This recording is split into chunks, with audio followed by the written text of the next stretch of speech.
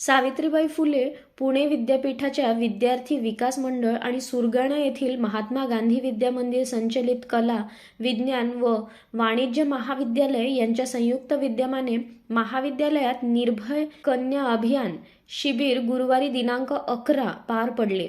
या शिबिरात प्रात्यक्षिके आणि व्याख्याने झाली। अध्यक्षस्थानी प्राचार्य अरुण पाटील होते। यावेळी प्रज्ञा सकपाळ यांनी मुलींना मार्गदर्शन करताना सांगितले की महिला या देशाचे भविष्य ठरवणारी शक्ती आहे आणि त्यामुळे ही शक्ती सुदृढ व सक्षम बनवणे ही समाजाची जबाबदारी आहे। समाजात महिलांना स्वायत्तता, सुरक्षा व संरक्षण देण्यासाठी सबलीकरणाचे अभियान महत्त्वाचे आहे।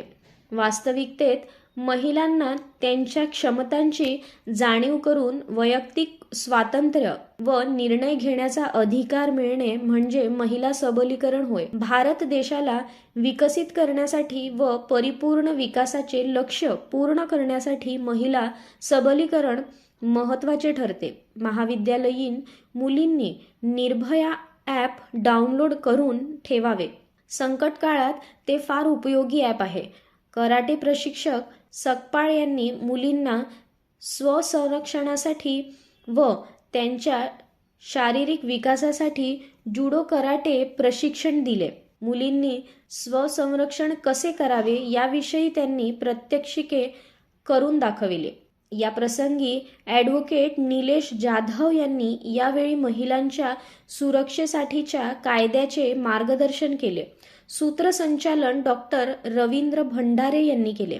प्रास्ताविक डॉक्टर सुनील घुगे यांनी केले। यावेळी उपप्राचार्य विजय अहिरे, प्राध्यापक, कर्मचारी आणि विद्यार्थिनी उपस्थित होत्या।